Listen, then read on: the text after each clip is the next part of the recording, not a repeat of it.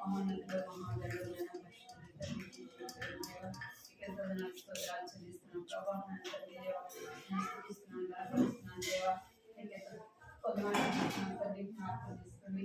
ఇంకా సండే స్కూల్లో సహాయించండి, ప్రభావం చూపించండి.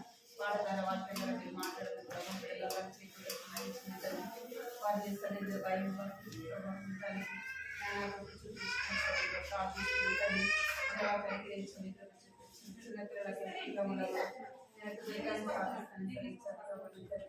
దుర్గాన్ని స్థాపించండి, దీవించండి, ఆశీర్వదించి రక్షణ దేవత కార్యం చేయించండి. మీకు ఎంతో ఉన్నారు ఎవరైతే రాలేదు వారిని కూడా తీసుకురామని యేసుక్రీస్తు నామములో స్తుతించి ప్రార్థించి అడిగి పెట్టుకుంటున్నాను తండ్రి, ఆమేన్.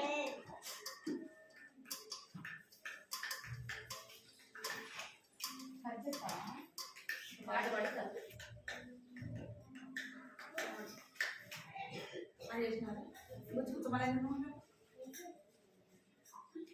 మంచుంటారుగా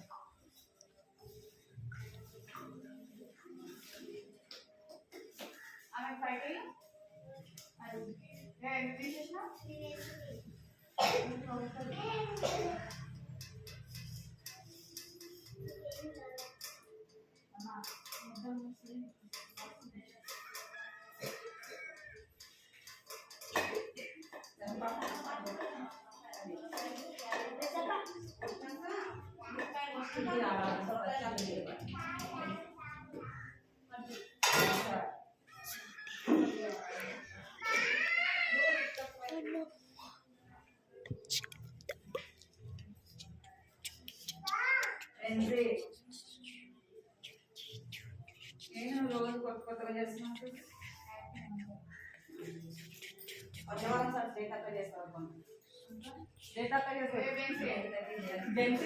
ఇద్దరు చేస్తాం అంతే. అక్కడ వేస్తుంటది, బెంచి కనబడుతుంటది.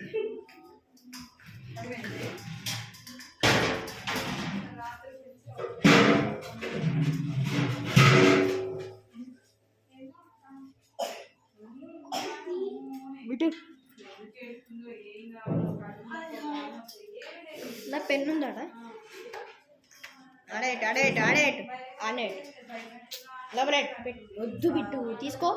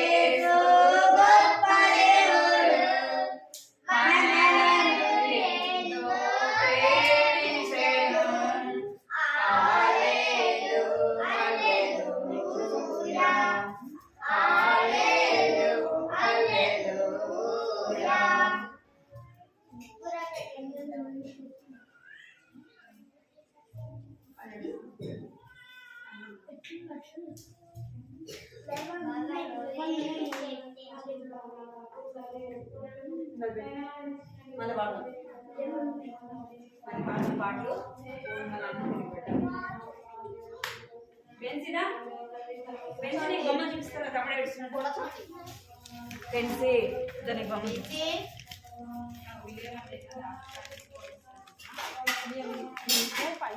బెన్స్కి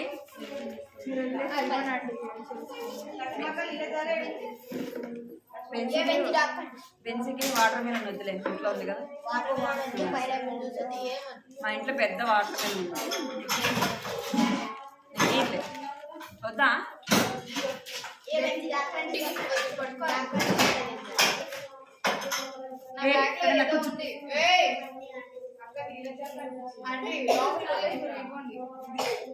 కూర్చోవాలి, ఏ కూర్చోవాలి.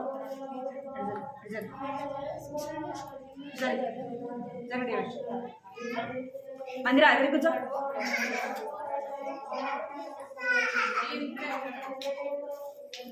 అరే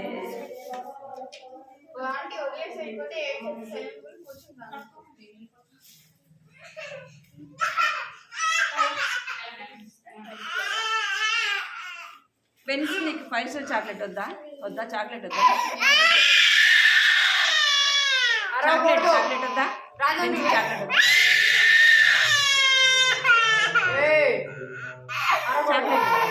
పెన్సిల్ ఇక్కడ నీకు చూపిస్తారా? పెన్సిల్ పెన్సిల్ మంచిగా దా పెన్సిల్ ఇచ్చారా? పెన్సిల్కి తెచ్చి పెన్సిల్ చూసి రేపు పోయిన వారం కథ చెప్పండి రా. పోయిన వారం ఏం కథ చెప్పాను?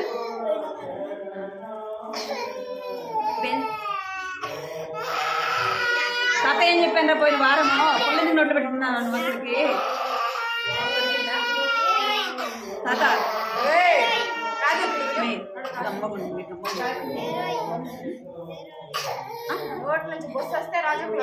ఇక్కడ ఏం కథ విన్నారా మీరు? ఇక్కడ ఏం కథ చెప్పా?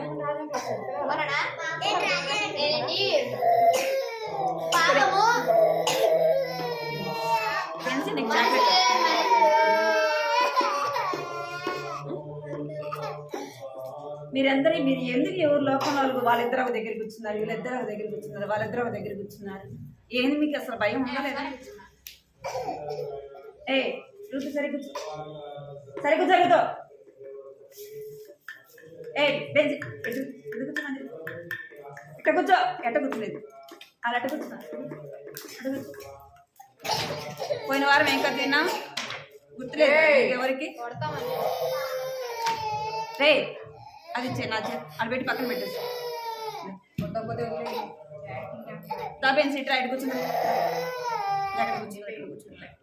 పెన్సిల్ నీకు చాక్లెట్ నా దగ్గర డబ్బులు ఉంటాయి కదా, నా దగ్గర డబ్బులు ఉంటాయి. నేను ఫస్ట్ చాక్లెట్ తీసుకున్నాను.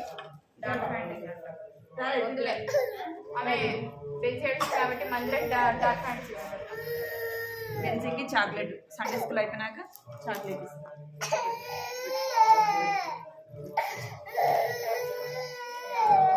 పెన్సిదా ఇక్కడ కూర్చోండి, ఇక్కడ కూర్చోండి. ఇంకా చూడండి బొమ్మలు ఇస్తారా? చూడు, అరే చూద్దురా చూడు వేసి ఏం చూద్దరా అసలు ఎట్ట చేశారు.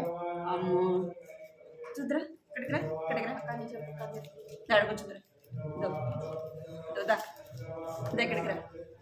మీరు ఎవరు తీసుకోవద్దురా ఆ పెన్సిల్ అవి. సరే మీరు జరగండి అట. మీరు పెన్సిల్ కడుకు వచ్చిన అనుకో మీకు దెబ్బలు పడతాయి. అర్థమైందా మీకు? అడుగుడు కూర్చో, ఇక్కడ కూర్చో. సరే మీరు ఇక్కడ పోయిన వారం కథ చెప్పండి. ఏం కథ విన్నా చెప్పండి, చెప్పాలి కదా. మనం పోయిన వారం ఏం కథ విన్నాం? దేవుని ఆజ్ఞలను మీరడమే. ఇంకా ఇంకొకటి ఏంటి? పాపం వల్ల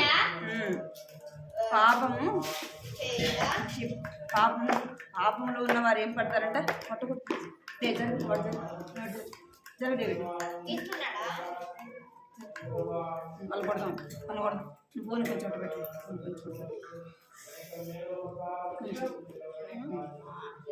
చాలు. దేవుని ఆజ్ఞ మీరడం పాపము. ఇంకోటి ఏంటంట? పాపము వలన వచ్చేది ఏమొస్తుందంట? పాపం వలన శిక్ష. అర్థమైందా మీకు? మనం తప్పు చేస్తే మనకి ఏముంది చెప్పండి? శిక్ష అనేది ఉంది. అయితే ఆ యొక్క శిక్ష నుంచి మనం తప్పించబడాలంటే ఏం చేయాలా? ఏం చేయాలి చెప్పండి? మనం ఆ శిక్ష నుండి మనం తప్పించబడాలంటే ఎవరి దగ్గరికి రావాలా? యేసు ప్రభు దగ్గరికి రావాలా కదా. పాపం చేసిన వారి హృదయము ఎలా ఉంటుందంట అంటే, పాపం చేయవారు హృదయము విలియం నీళ్ళు తప్పు తాగదని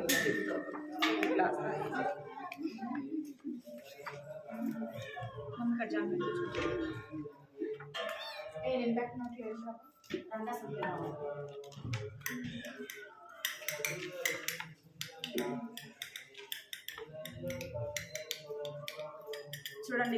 ఇక్కడ చదవండి ఒక మాట, అందరు చదవండి. ఇక్కడ ఏం రాయబడిందో చదవాలా? ఇక్కడ ఏం రాయబడింది చదవండి.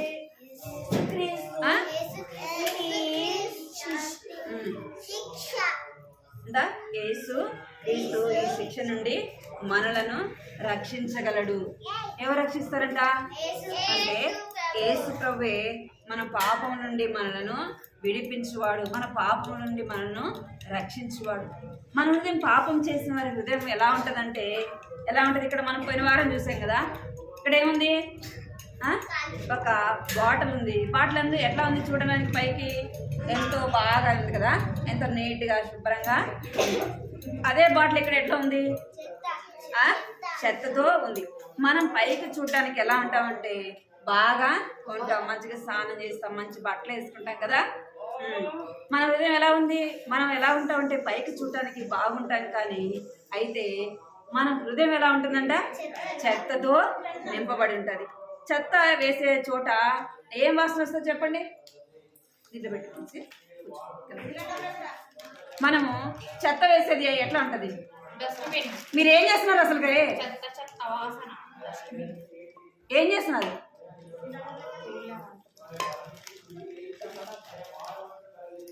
ఏం చేస్తున్నారు మీరు అసలు? వింటున్నారు కదా? అయితే చెత్త వేసిన చోట ఎట్లా ఉంటుంది చెప్పండి? చెత్త మనం చెత్త వేస్తాం కదా, డస్ట్బిన్ ఎట్లా ఉంటుంది?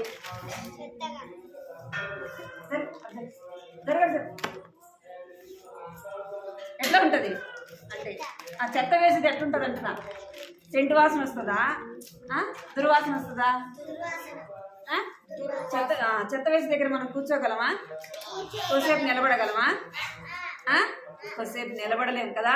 అదంతా ఎట్లా ఉంటుందంటే ఎంతో భయంకరంగా వాసనతో ఉంటుంది. కాబట్టి మనం ఏం చేయలేమంటే అక్కడ కొద్దిసేపు కూడా మనము ఉండలేము. అర్థమైందా?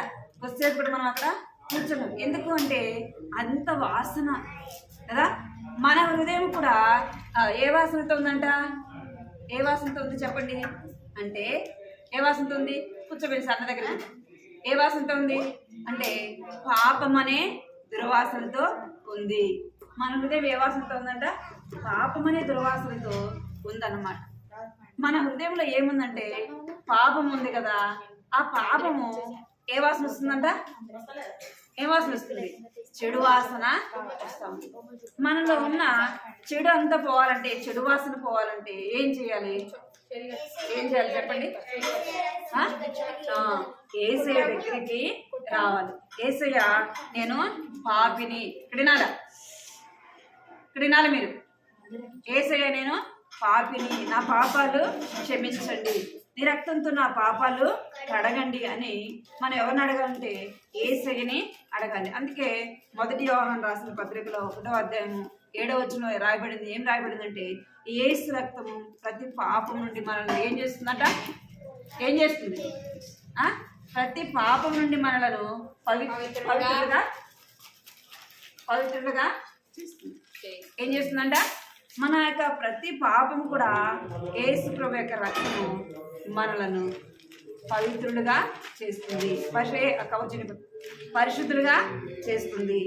మనం ఎవరి దగ్గరికి రావాలి? మన పాపములు కడుక్కోవాలంటే ఇక్కడ వినాలా? ఎవరి దగ్గరికి రావాలి? ఏం చెప్పబడుతుంది ఇక్కడ? చదవాలి మీరు. యేసుక్రీస్తు ఈ నుండి మ్మ్. మనలను రక్షించగలదు మనలను రక్షించగలడు. ఎవరు రక్షించగలడు అంటే యేసు ప్రభు మాత్రమే మన పాపములు క్షమించడానికి అధికారం కలిగిన దేవుడు. మన పాపములు తీసివేయడానికి మనుషులందరూ కూడా ఏమై ఉన్నారంట అంటే మనుషులందరూ కూడా పాపం చేసి ఏమంట దేవుడు అనుగ్రహించిన మహిమను పొందలేదు. మనుషులందరూ పాపంలో ఉన్నారు కాబట్టి పాపములు ఎవరు కూడా తీసివేయలేరు. అర్థమైందా? పాపములు ఎవరు కూడా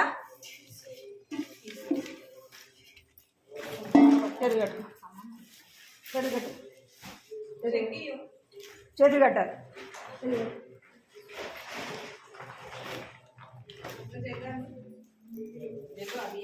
ఏమంట యేసు ప్రభు మాత్రమే మన పాపములు క్షమించే దేవుడు, మన పాపములు తీసివేసే దేవుడు. అందుకే మనం ఎవరి దగ్గరికి రావాలా? జ్వరం వచ్చిందనుకో ఎవరి కాడికి వెళ్తాం? డాక్టర్ దగ్గరికి వెళ్తాం కదా. జ్వరం వస్తే ఏం చేస్తాం? డాక్టర్ దగ్గరికి వెళ్తాం. అయితే డాక్టర్ మన జ్వరాన్ని, మనకున్న రోగాన్ని బాగు చేస్తాం. అయితే మన పాపములు తీసివేయటానికి ఏ మనుషుని వల్ల కాదు. ఏ మనుషుడు కూడా ఏం చేయలేడంటే పాపములు తీసివేయలేడు, పాపములు క్షమించలేడు. ఎందుకు అంటే ఆయన కూడా ఎటువంటి వాడు? పాపి అయిన మనుషుడు. వారిలో కూడా పాపం ఉంది కాబట్టి వాళ్ళు ఏం చేయలేరు అంటే మన పాపములను తీసివేయలేరు. అర్థమైందా? ఎవరు పాపం తీసివేస్తారంటే యేసు ప్రభు మాత్రమే మన పాపములు తీసివేస్తాడు. నిజంగా మన పాపములు ఒప్పుకుంటే పాపంలో ఉన్న వారి హృదయం ఎట్లా ఉంటుంది చెప్పండి? దొంగతనం చేసినాడు అనుకోండి, ఎట్లా ఉంటాడు? ఎట్లా ఉంటాడంటే ఎంతో భయంతో ఉంటాడు. నన్ను ఎవరు పట్టుకుంటారా, నన్ను ఒకవేళ నన్ను పోలీసు వాళ్ళకి దొరికితే నన్ను కొడతారు, నాకు శిక్ష వేస్తారు అని భయం. లేదా ఊర్లో ఒకవేళ దొరికినాడు అనుకో ఏం చేస్తారు? వాడిని కొడతారు కదా. అంటే వారి హృదయంలో పాపం చేసిన వారి హృదయంలో ఏముంటుందంటే భయము అనేది ఉంటుంది. అర్థమైందా? అయితే మనలో ఏముందంటే భయం. ఏముంది? పాపం ఉన్న వారి హృదయంలో ఏముంటుంది? భయం ఉంటుంది. నన్ను ఎవరు చూస్తారు, నన్ను ఎవరు పట్టుకుంటారు కదా, నన్ను ఎవరు పట్టుకుని శిక్షిస్తారు అనేసి భయము ఉంటుంది. ఇంకేముంటుందంటే ఎవరన్నా హత్య చేస్తారనుకోండి, వాళ్ళకేం భయం ఉంటుంది? అరే నేను దొరికిపోయినట్టు నన్ను ఏం చేస్తారు? నన్ను కూడా చంపేస్తారు, నాకు కూడా శిక్ష పడుతుందనే భయం వారిలో ఉంటుంది. మనలో ఏముంటుందంటే పాపం ఉంటే భయము ఉంటుంది. ఆదాము అవ్వలు కూడా పాపం చేయమునుపు కథ కావాలా వద్దా? ఏం ఆలోచిస్తున్నారు మీరు? ఏం ఆలోచిస్తున్నారు? సరిపోచ్చు. వాళ్ళు ఆదాము అవ్వలు కూడా పాపం చేయకమునుపు ఎలా ఉన్నారంట? ఎట్లుంటారు చెప్పండి? వారు పాపం చేయకముందు ఎంతో సంతోషంగా ఆనందంగా ఉండాలి. ఎప్పుడైతే దేవుడు తినవద్దన్న పండు తిన్నారో వాళ్ళు ఏమొచ్చిందంట? భయము వచ్చింది. భయం వచ్చి వాళ్ళు ఏం చేస్తున్నారు? దాక్కున్నారు. ఏం చేస్తున్నారంట? అన్నీ నేనే చెప్పాలి కదా, అన్నీ నేనే చెప్పాలా? మీరు చెప్తారా? ఇన్నోళ్ళు చెప్తారా? ఆదాము వాళ్ళు పాపం చేసినప్పుడు ఏం చేశారు? తినదన్న పండు తిన్నప్పుడు వాళ్ళు ఏం చేశారు? ఎందుకు? దేవుడు మమ్మల్ని శిక్షిస్తాడు. తినద్దన్న పండుని తిన్నారు కాబట్టి వాళ్ళు ఏమొచ్చింది? భయం వచ్చింది. అమ్మో భయం వచ్చింది. వాళ్ళు పాపం ఉంది కాబట్టి ఏమొచ్చింది? భయం వచ్చింది. వాళ్ళు ఏం చేస్తారంటే యేసయ్య ఇప్పుడు వస్తాడు అని చెప్పేసి వాళ్ళు ఏం చేస్తారంటే దాంకున్నారు కదా. దేవుడి దగ్గరికి రాకుండా ఆ రోజు వచ్చేవాళ్ళు ఏం చేస్తారంటే ఆ రోజు దాక్కున్నారు. మనలో పాపం ఉంటే ఏముంటుంది? భయం ఉంటుంది కదా. అయితే మనం ఎప్పుడైతే యేసు ప్రభు దగ్గరికి వచ్చి యేసయ్య నేను పాపిని, యేసయ్య నా పాపాలు క్షమించేసేయా, నీ రక్తంతో కడిగేసేయా, నన్ను నీ బిడ్డగా చేసుకోవేసేయని ఎవరైతే అడుగుతారో వారి పాపంలో ఏం చేయబడతాయంట? ఏం చేయబడతాయి? మందిరా కొత్త నేను చేయనాడు అడుగుచ్చు ప్రిస్కర్ జరిగాక నువ్వు ఏమొస్తుందంటే మనం ఎప్పుడైతే మన పాపంలో ఒప్పుకుంటామో అప్పుడు మనలో ఏమొస్తుంది చెప్పండి? మనలో ఏమొస్తుంది అంటే పాపములు ఎప్పుడైతే ఒప్పుకుంటామో అప్పుడు మనలో ధైర్యము వస్తుంది. ఏమొస్తుంది? ధైర్యం వస్తుంది. ఎందుకు అంటే దేవుడు నా పాపాలు క్షమించాడు, దేవుడు నా పాపములు తన రక్తంతో కడిగాడు అన్న. ఇప్పుడు నా పాపములు ఏం చేయబడ్డాయి? తీసివేయబడ్డాయి. అందుకే రోమా రాసిన పత్రిక 8వ అధ్యాయం 1వ వచనం రాయబడింది. ఏమని రాయబడిందంటే, క్రీస్తు యేసునందున్న వారికి ఏ శిక్ష లేదు. ఏం లేదంట? ఎవరైతే యేసుప్రభువు నమ్ముకుంటారో వారికి ఏం లేదంట? శిక్ష లేదు. పాపం వల్ల వచ్చేది ఏమొస్తుంది? శిక్ష కదా. దొంగతనం చేసిన వాడికి ఏమిస్తారు? శిక్ష వేస్తారు కదా. శిక్ష వేస్తారా? ఇలా జైలుకి పంపిస్తారు, ఇంకా డబ్బులు కట్టమంటారు అనమాట వాళ్ళని. నేను కూడా సరే కూర్చో. వాళ్ళని ఏం చేయమంటారు? డబ్బులు కట్టమంటారు కదా. ఎవరి దగ్గర అయితే దొంగతనం చేస్తున్నారో వాళ్ళ నుంచి వాళ్ళ దగ్గర వారికి ఏం కట్టాలా? డబ్బు కట్టాలి. అదే శిక్ష. అర్థమైందా మీకు? అయితే బైబిల్లో రాయబడింది, ఎవరైతే పాపములు ఒప్పుకుంటారో విడిచిపెడతారో వారికి ఏముండదంట? ఏముండదు? పాపం వల్ల వచ్చు జీతము మరణము. అయితే యేసులో నమ్ముకున్న వారికి ఏముండదు? ఏముండదు? మరణము ఉండదు. ఏ మరణం అంటే అగ్నిగుండానికి వెళ్ళాల్సిన అవసరము లేదు. పాపములు ఒప్పుకోకపోతే మనం ఎక్కడికి వెళ్తాం? నరకానికి వెళ్తాం. అదే పాపములు ఒప్పుకొని విడిచిపెట్టిన వారు చనిపోతే ఎక్కడికి వెళ్తారు? ఎక్కడికి వెళ్తారు అంటే దేవుని రాజ్యానికి వెళ్తారు. అర్థమైందా? ఇప్పుడు అర్థమైందా? అంటే మన పాపములు విడిచిపెట్టడం ద్వారా మనకి ఏం కలుగుతుంది అంటే రక్షణ కలుగుతుంది. అస్సలు మీకు ఎవరికి కథ వినాలన్న ఇదే లేదు. అసలు కథ వినడానికి ఇష్టం లేదు కదా.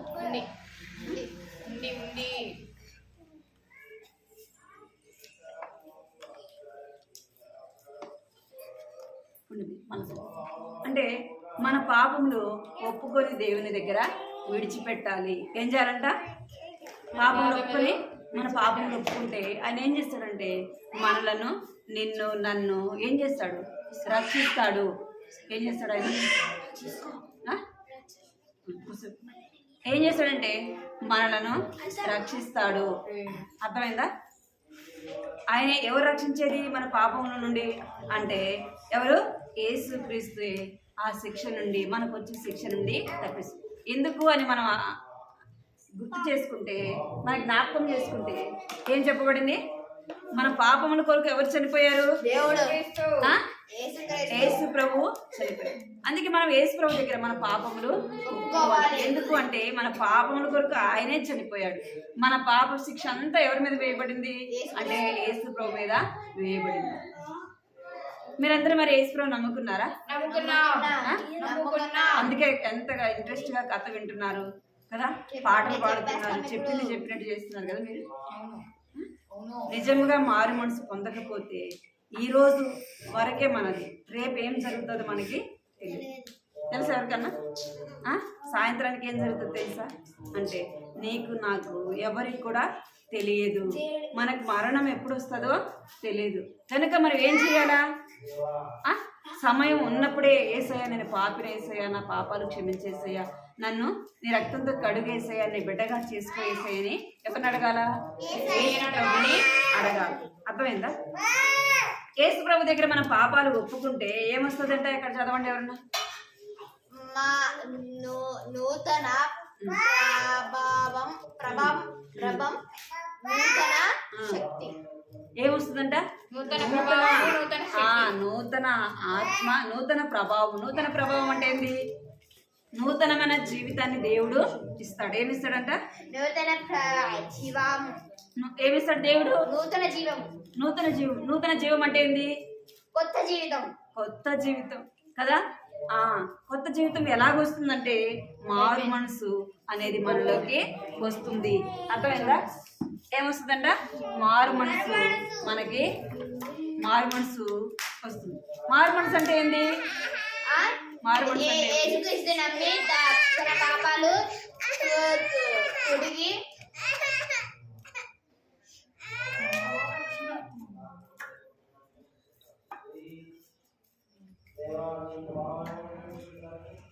నీకు ఆ పిల్లకేం తేడా ఉందా? ఉందా? నీకు తేడా ఉందా? తేడా ఉందా? నూతన జీవితం ఏంటంటే ఇప్పుడు మనం అబద్ధాలు చెప్తున్నాం అనుకో, దేవుని బిడ్డలైన నాకు ఏం చెప్పరు? అబద్ధాలు చెప్పరు. అబద్ధాలు చెప్పరు. అర్థమైందా? ఇంకా మనము ఎవరినన్నా ఎగతాళి చేస్తా, హేళన చేస్తా,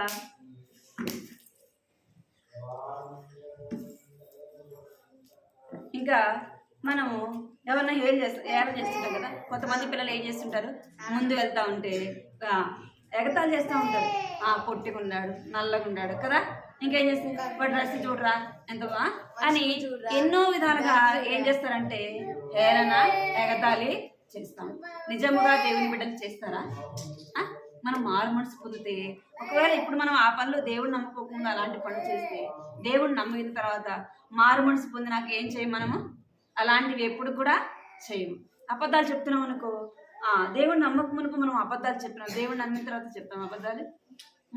ఎందుకు చెప్పము అంటే, ఎవరుంటారు మన హృదయంలో? యేసు ప్రభు ఉంటాడు కాబట్టి నూతన స్వభావం మనలో ఉంటది. అంటే దేవుని యొక్క వాక్యము, దేవుని యొక్క ప్రభావం మనలో ఉంటది కాబట్టి ఏం చేస్తాం, మనము చెడు వాటిని ఎప్పుడు కూడా మనము చేయము. ఇంకేమైనా రాయబడిందంటే నూతన శక్తి, నూతన బుద్ధి, నూతన జ్ఞానము, నూతనమైన తెలివి. దేవుడు ఏమిస్తాడంటే నూతనమైన హృదయాన్ని నీకు నాకు ఇస్తాడు. నూతనమైన మనసు నీకు తాగిరాడు. నూతనమైన హృదయాన్ని దేవుడు నీకు నాకు ఇస్తాడు. అర్థమైందా? ఏమిస్తాడంట? నూతనమైన గుండెను ఇస్తాడంట. ఎందుకు అంటే మనలో పాపాలన్నీ తీసివేయబడతాయి. ఇప్పుడు మనలోకి ఏమొస్తుంది? నవీన అంటే మనలో కొత్త స్వభావము వస్తుంది. అరే ఇది ఎంత మారిపోయినాడు అసలుకి కదా. ఏమంటారు? మనం చెడు మాట్లాడుతున్నాం అనుకోండి, చెడు పనులు చేస్తున్నాం అనుకో, మనం దేవుని బిడ్డలు అయిన తర్వాత అవన్నీ చేయకపోతే ఏమంటారు? ఇప్పుడు బిడ్డగాడు ఉన్నాడు అనుకోండి, అక్కడ రోడ్డు అంతా ఆడుతూనే ఉంటాడు. ఇప్పుడు దేవుని బిడ్డగా చేయబడినాక వాళ్ళ ఫ్రెండ్స్ వచ్చి పిలుస్తారు కదా, రారా బిడ్డు మనం ఆడుకుందామంటే వాడు ఏం చెప్పాలి? రే నేను ఈ రోజు నుంచి మీతో నేను ఆడుకోను, మీతో నేను చెడు పనులు చేయను అంటే అప్పుడు వాళ్ళు ఏమంటారు? అరే ఇంతగా రే ఆ పిల్ల ఫోన్ పడేస్తుంది. అప్పుడు ఏమంటారు? అరే వీడు ఎంతగా మారిపోయినాడు అసలుకి, వీడు బాగా అల్లరి చేసేవాడు, ఇప్పుడు ఏం చేయట్లేదు, అల్లరి చేయట్లేదు, చెడు మాటలు మాట్లాడేవాడు ఇప్పుడు చెడు మాటలు మాట్లాడట్లేదు ఏంటని ఏమంటారు అంటే దాన్నే ఏమంటారు? నూతన స్వభావము. అర్థమైందా మీకు? నూతన స్వభావం, నూతనమైన మనసు మనలో ఉంటే చెడు వాటిని మనం ఎప్పుడు కూడా చేయము, చెడు పనులు ఎప్పుడు కూడా చేయము. దేవునికి ఇష్టం లేనివి నీవు నేను చెప్పుతాడు. నీవు నేను ఎవరం కూడా ఏం చేయము, ఏం చేయము చెప్పండి? చెడు పనులు చేయము. దేవునికి ఇష్టం లేని పనులు మనం ఎప్పుడు కూడా చేయము. అర్థమైందా మీకు? మనము దేవుని నందు ఏముంచాలంట? విశ్వాసము ఉంచాలా, విశ్వాసం ఉంచాలి. విశ్వాసం ఉంచాలా. మన పాపములు దేవుని సన్నిధిలో ఒప్పుకొని విడిచిపెట్టాలా. తెలుగు బైబిల్ ఎవరి కాడ ఉంది? మార్కు 2:10 చదవండి.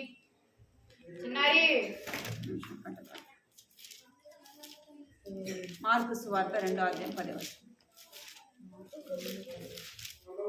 త్వరగా ఇవ్వాలి. 2:10 అయితే పాపములు క్షమించుటకు భూమి మీద మనుష్య కుమారుని అధికారం కలదని మీరు తెలుసుకునేవారని వారితో చెప్పి. ఏముందంట? భూమి మీద మనుష్య కుమారుడికి ఏం అధికారం ఉంది అంటే పాపములు క్షమించే అధికారము ఉంది. ఆయన మాత్రమే ఆయన మాత్రమే మన పాపములు క్షమించేవాడు, ఆయన మాత్రమే మన పాపములను తీసివేవాడు. రోమా రాసిన పత్రిక 10వ అధ్యాయము 3వ వచనం. రోమా రాసిన పత్రిక 10వ అధ్యాయం 3వ వచనం చదవండి. 13 అందుకు ఆయన మోషే మీకేమి ఆజ్ఞాపించానని వారి అడిగారు. 10:13 తమ చిన్న బిడ్డలను రోమా రాసిన పత్రిక 10:13 ఎందుకనగా ప్రభువు నామమును బట్టి ప్రార్థన చేయవాడు ఎవడు? పలకండి, అందరూ పలకండి, అందరూ కనుక పలకండి. నువ్వేం చేస్తున్నావు? సరిగ్గా అందుకే ఆయన ప్రభు నామమును బట్టి ప్రార్థన చేయవాడెవడో వాడు రక్షింపబడుతాడు. అందరూ పలకండి. కంటెతో వాక్యము అందరూ పలకండి. అయిపోయింది. కంటెతో వాక్యం ఫోన్ తీసుకుంది. నువ్వు పాట పాడు. పాట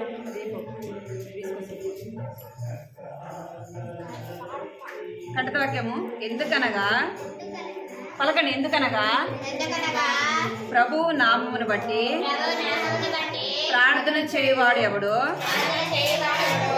వాడే రక్షింపబడును.